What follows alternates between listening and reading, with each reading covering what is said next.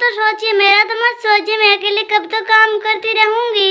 तुम तो पूरे दिन अकेले पड़े रहते हो। मैं अपनी सारी जिम्मेदारियां कैसे पूरी करूंगी? अरे ना तो तुम अंडा की हिफाजत करते हो, ना तुम दाना लेने जाते हो। मैं अकेले कौन सा काम करूं? तुम्हें तो कुछ काम की चिंता है नहीं। भला कुछ काम की चिंता करा करो। कम से कम तुम अपने आने वाले बच्चों की तो हिफाजत कर लो। टूनी चिड़िया के अपने पति से हरदम यही लड़ाई होती रहती थी, पर वह था जो उसकी बात को अनसुनी कर दिया करता था। और ये चिड़िया, मैं भी जवान हूँ, मुझे किसी की जरूरत नहीं है, मुझसे नहीं होते ये काम वाम, हरदम मेरे ऊपर चिल्लाती रहती है। पता नहीं क्या है इस चिड़िया को। एक ना एक दिन तुम इसी वक्त के लिए पछताओगे। आखिर हमारे बच्चे तो हमारे लिए काम आते हैं ना। तुम्हें अपने बच्चों पर बहुत गर्व होगा। पहली भी ना मेरी चीज सारे मेरे 2 अंडे खा गई थी। अब ना मैं मेरे लिए कुछ दाने लेकर आऊंगी।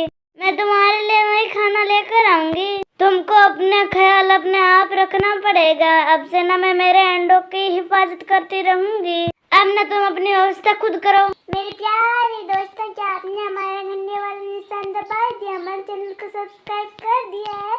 नहीं किया तो जल्दी से कर देना और साथ में लाइक भी कर दे। टूनी चिड़िया अपने बच्चों का भी ख्याल रखती थी, साथ साथ अपने पेट का भी तो ख्याल रखना पड़ता था, पर उसका पति उसको थोड़ी भी हलम नहीं करता था। समय करीब आ चुका है। मुझे लगता है कुछ दिनों में मेरे बच्चे आ जाएंगे बाहर अंडों से। अब इसे गरमाई की ज्यादा जरूरत है। तुम मेरी बात मान लो और जल्दी से जाकर खाना ढूंढने लग जाओ और अपने परिवार का थोड़ा ख्याल रखा करो। अगर उसका पति खाने की तलाश में जाता तो वो पूरे दिन नदी के ऊपर बैठे मौज मस्ती करता रहता था। मेरे लिए भी तुम क्या कुछ लेकर आए हो? नहीं, मुझे भी आज कुछ ही दाने मिले थे, मैं भी भूखा हूँ, मेरा खुद का पेट खाली है। बेचारी टूनी चिड़िया कब से अंडों पर बैठी हुई थी, इस आस में कि मेरा पति मेरे लिए कुछ तो लेकर आएगा, पर वो तो खाली हाथ ही लौट कर आ जाता है। अरे मुझे अपने बच्चों के लिए तो खुद के लिए जिंदा रहना ही पड़ेगा। बेचारी टूनी चिड़िया भूख से मर रही थी। उसके घोंसले में न कुछ नहीं था खाने के लिए, तो वो इधर उधर ढूंढने लग जाती है। अरे मुझे अपने बच्चों के लिए जिंदा रहना ही पड़ेगा। अगर मैं भूख से मर गई तो मेरा क्या होगा? क्या मैं कौवा भैया से मदद मांगू? और वो पास ही के घोंसलों में इधर उधर पक्षियों के पास जाने लगती है ताकि उसको कुछ न कुछ तो घोंसलों में मिल ही जाए। अरे कौवा भैया, आपको तो पता है कि मेरा पति पूरे दिन काम नहीं करता है। अब मेरे अंडों से बच्चे बाहर निकलने वाले हैं तो मैं बाहर नहीं जा सकती हूँ। इन हाल में मैं आपसे विनती करती हूँ कि कुछ ही दिन के लिए मेरे लिए तुम दोनों साथ में लेकर आ जाया करो ताकि मुझे भी थोड़ी मदद हो जाए। अगर मैं जिंदा रही ना तो इस एहसान का मैं आपको बदला चुका दूंगी। आप चिंता मत करो, हम आपके लिए जो भी लाएंगे हम आपको अपने घोंसले में जरूर पहुंचा देंगे बहन जी। और ये दाने लेकर चले जाओ अपने घर और ये जाकर खा लेना ताकि उसको तुमसे कुछ तो ताकत मिलेगी। धन्यवाद, आप लोगों ने मेरी मदद की। और टूनी चिड़िया वो दाने लेकर अपने घोंसले में चली जाती है। अरे करमजली कहाँ चली गई थी? और ये क्या, तुम दाने कहाँ से लेकर आई है रे भला? मुझे भी दो, मुझे बहुत भूख लगी है। थोड़ी तो शर्म करो, तुम क्या मुझे मारना चाहते हो? मुझे अपने बच्चों के लिए थोड़ा भी और जीना है। अभी टूनी चिड़िया ने कुछ ही दाने खाए थे, तभी उसके पति ने सारे दाने उससे छीन लिया। ये घोंसला मेरा है, अगर तुमको इस घोंसले में रहना है तो दाने पहले मुझे ही देने पड़ेंगे तुमको, फिर ही तुमको खाना है, वरना उठाओ अपने अंडों को, चलो निकलो यहाँ से, कोई जगह नहीं है यहाँ पर। शर्म नहीं आती क्या तुम्हें ऐसे कहते हुए? अरे तुमको शर्म नहीं आती हुई ये सब कहते हुए? ये तुम्हारे बेटे हैं। अगर तुमने इसको नहीं पाला ना तो फिर तुम बुढ़ापे में क्या सहारा मांगोगे? एक ना एक तुम इस जुर्बों में ताकत नहीं होगी तो तुम फिर इसने बेटों की ताकत मांगोगे और तुम ये अपनी बातें याद करोगे। ज्यादा भाषण मत दे, जब समय आएगा तो देख लेंगे हम। आखिर वे दिन आ गया था। टूनी चिड़िया के अंडों से छोटे छोटे बच्चे बाहर निकल कर आ चुके थे और टूनी चिड़िया के बच्चों का नाम था, एक टुनटुनी और एक पिंकी था। अरे मेरे बच्चे कितने प्यारे हैं, अंडे से बाहर निकल कर आ गए हैं। टूनी चिड़िया का पड़ोसी कालू कौवा उसको थोड़े दाने देकर चला जाता था, उसमें तो थोड़े उसको पाती। मेरे बच्चे कितने प्यारे हैं। टूनी चिड़िया बहुत ही खुश थी, लेकिन उसका पति था जो कि शाम को उससे लड़ाई करना शुरू कर देता है। मुझे नहीं पता कि दाने कहाँ से लाए जाते हैं, मुझे बस भूख लगी है, तुम जाओ और मेरे लिए कुछ खाने को लेकर आओ। मेरे बच्चों का आज पहला दिन है तो मैं कैसे इन लोगों को छोड़ के जा सकती हूँ। अगर ये तुम नहीं कर सकती है तो चलो निकलो मेरे घोंसले से। मुझ पर दया करो और अपने बच्चों की तरफ देखो और मुझे छोड़ दो। मेरे साथ ऐसा मत करो। मैं कहाँ जाऊंगी भला इसको लेकर। बस मुझे नहीं पता, तुम जल्दी से निकलो मेरे घोंसले से।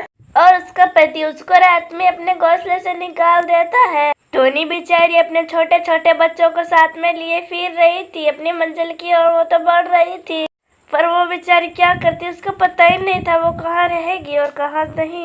वो ऐसे ही निकल जाती है। आखिरकार उसको अपनी मंजिल मिल ही जाती है। शायद किसी पक्षी ने इस घोंसले को छोड़ दिया है तो मैं इस घोंसले को ना अपना घर बना लेती हूँ। और वे वही मसाला करने लग जाती है। टोनी चिड़िया अपने बच्चों के लिए बहुत ही मुश्किल से दाना लाती थी और बाकी समय अपने बच्चों को हिफाजत में लगा देते थे। मम्मा आप कितना सारा काम करती है। उसके बाद ना हम भी आपके साथ काम करने जाएंगे ताकि आपकी थोड़ी हेल्प हो जाए। लेकिन बेटा तो ना बड़ा होकर माँ बाप का सहयोग बनता है। लेकिन मम्मा हमारे पिताजी कहाँ हैं?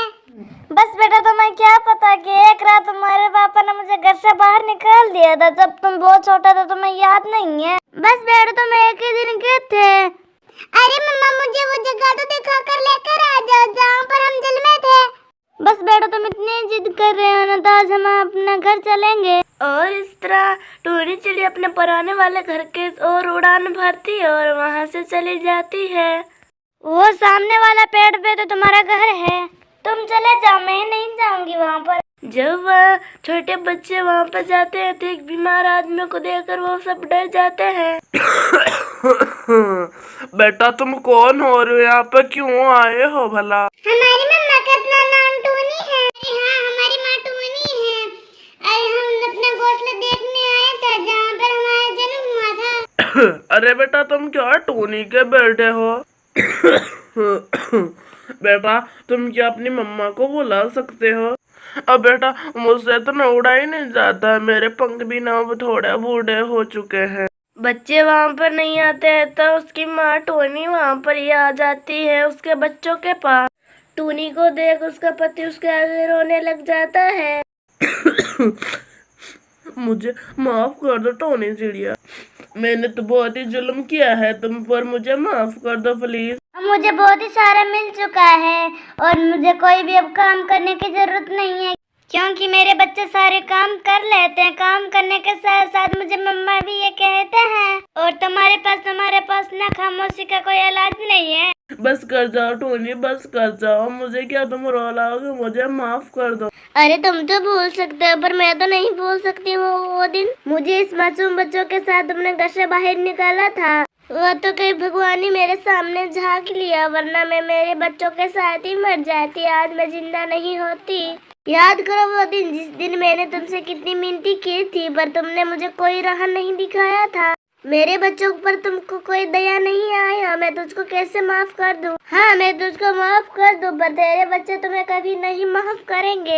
जिस बच्चों ने तुम्हारे बिना ही ना अपना सारा बचपन गुजार दिया। मम्मा चलो यहाँ से, हम आपको दुखी नहीं दे सकते हैं। शायद हम लोगों ने यहाँ आकर बहुत ही बड़ी गलती कर दी है। हमें माफ कर दे। हमारे वजह से आपका पुराने पक नाश हुए हैं। हम यहाँ फिर कभी नहीं आएंगे। अरे बेटा ये तुम्हारे पिताजी है, कोई और तो है नहीं। हमको उसको माफ तो करना ही पड़ेंगे। ये बेचारे बुढ़ापे में भला कहाँ जाएंगे? हाँ मम्मा वो तो है, ये बेचारी कहाँ जाएंगे? ऐसा कहकर उसके पत्नी और उसके बच्चे उसको माफ कर देते हैं और उसको देखकर उसके पिताजी उसको अपने गले लगा लेते हैं। पापा हमें माफ कर दो, हमने आपके बिना जीवन गुजारा। और फिर सभी खुशी खुशी रहने लग जाते हैं। तो बच्चों ये थी हमारी आज की कहानी। आप सभी को कैसी लगी हमें लाइक शेयर सब्सक्राइब कर जरूर बता देना।